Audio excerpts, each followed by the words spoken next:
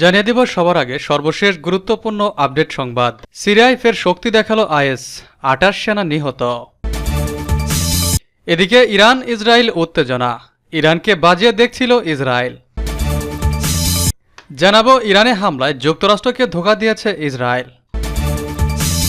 আরও থাকছে সত্য প্রতিশ্রুতি, অভিযানের সমর্থনে ইরানি জনতার শোভাযাত্রা।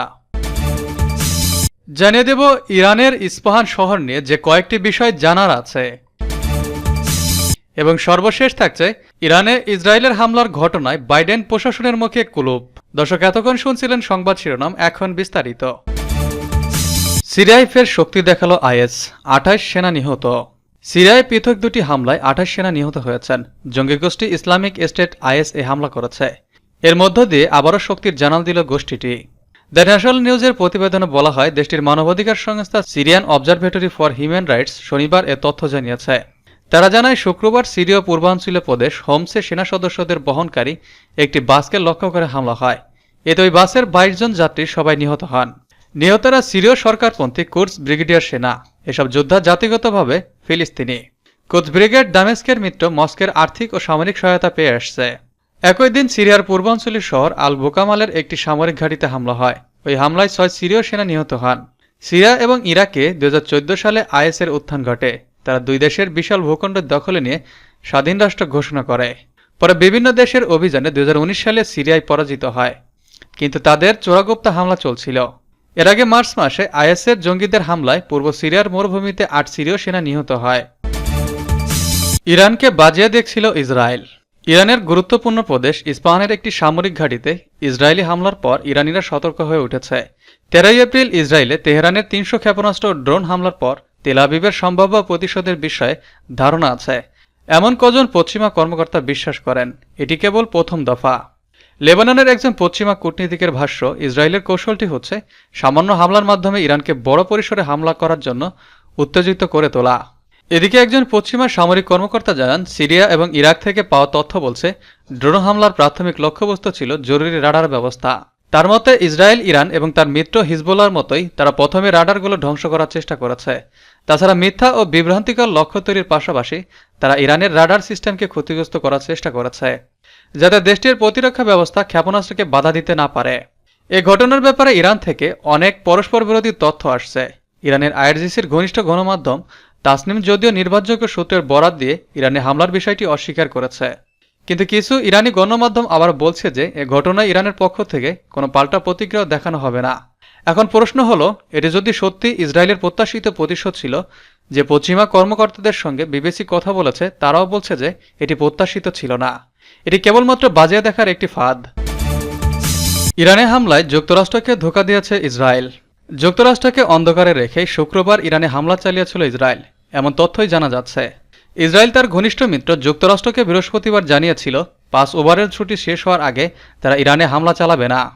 এক সিনিয়র কর্মকর্তা মিডল ইস্ট আইকে জানিয়েছেন, পরিচয় প্রকাশ না করার শর্তে ওই সিনিয়র মার্কিন কর্মকর্তা বলেন, মার্কিনীদের ইসরায়েল আশ্বস্ত করেছিল যে 5 ওভারের ছুটি শেষ না হওয়া পর্যন্ত ইরানে তারা হামলা চালাবে না। উল্লেখ্য, 5 ওভারের ছুটি শুরু হবে 22 এপ্রিল, শেষ হবে 30 এপ্রিল। ইরানে ইসরায়েলের হামলাটি ছিল সীমিত পর্যায়ের, সম্ভবত উত্তেজনা আর বাড়তে না দেওয়ার পরিকল্পনা অনুযায়ী তা করা হয়েছিল।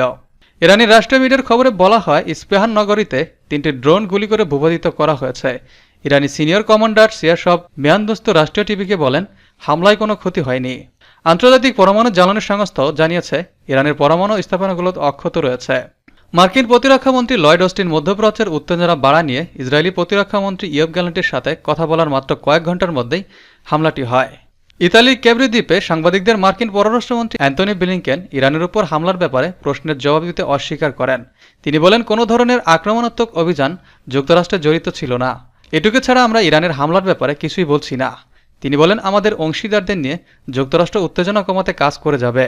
তবে শুক্রবার সকালে ইতালির পররাষ্ট্রমন্ত্রী অ্যান্তোনিও তাজানি সাংবাদিকদের বলেন, একেবারে শেষ মুহূর্তে হামলাটির ব্যাপারে যুক্তরাষ্ট্রকে অবহিত করে ইসরায়েল। তিনি বলেন, যুক্তরাষ্ট্রের সাথে হামলাটির ব্যাপারে কোনো আলোচনা হয়নি, এটা ছিল স্রেফ একটি তথ্য।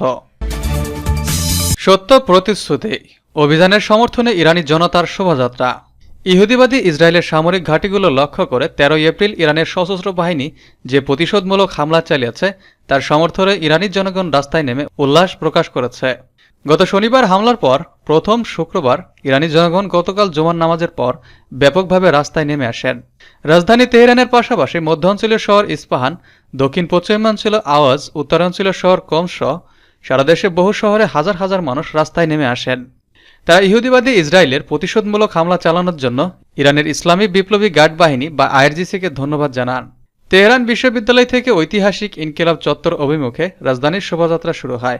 এতে অংশগ্রহণকারীদের হাতে থাকা প্লেকার্ডগুলোতে আমরা আইআরজিসির প্রতি কৃতজ্ঞ, আগ্রাসী বাহিনীর উচিত শাস্তি হয়েছে, পরবর্তী থাপ্পড় হবে, আরও ভয়ঙ্কর ইত্যাদি স্লোগান শোভাযাত্রা যাচ্ছিল।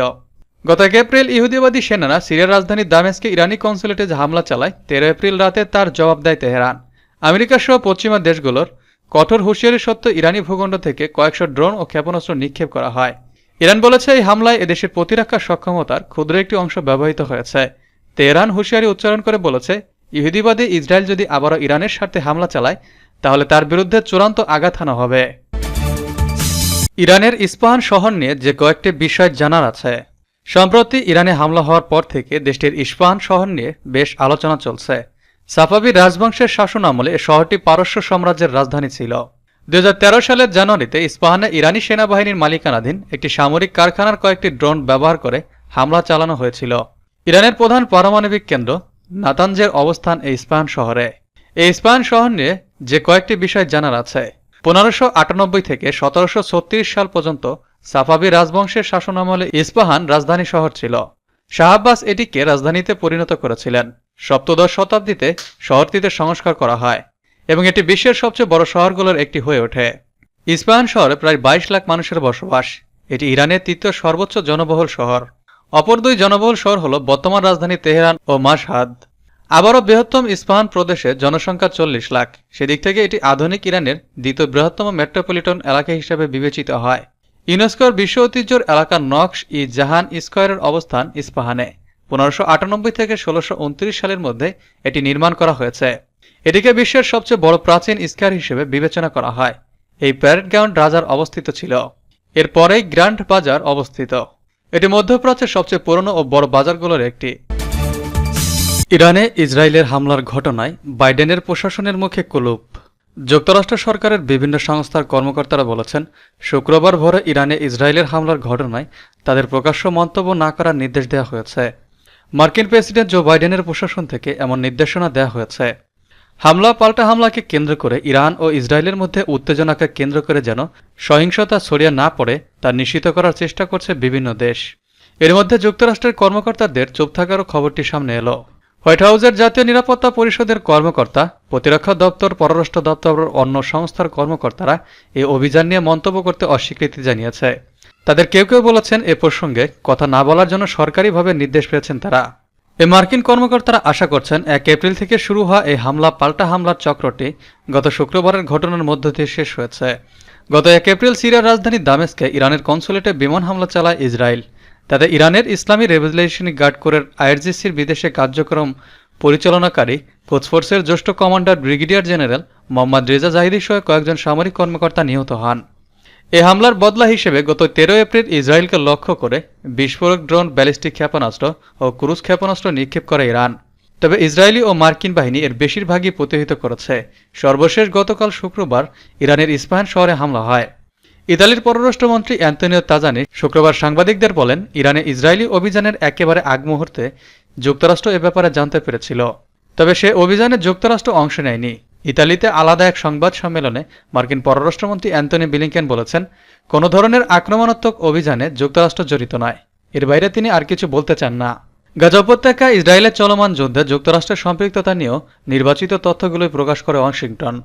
অথচ ইরাক ও সিরিয়ায় মার্কিন বাহিনীর উপর এবং ইয়েমেনে বাণিজ্যিক সামরিক জাহাজে ইরান সমর্থিত হামলার খবরগুলো বিস্তারিতভাবে প্রকাশ করে যুক্তরাষ্ট্র। ফিলিস্তিনের স্বাধীনতাকামী সশস্ত্র সংগঠন হামাসের বিরুদ্ধে আগ্রাসী হামলায় ইসরায়েলকে যুক্তরাষ্ট্রের সহযোগিতা করা নিয়ে খোদ ডেমোক্রেট দলীয় সদস্যদের কেউ কেউ যে হতাশা প্রকাশ করেন, সেটি নিয়েও মার্কিন প্রশাসন আবারও খুব একটা তথ্য প্রকাশ করে না।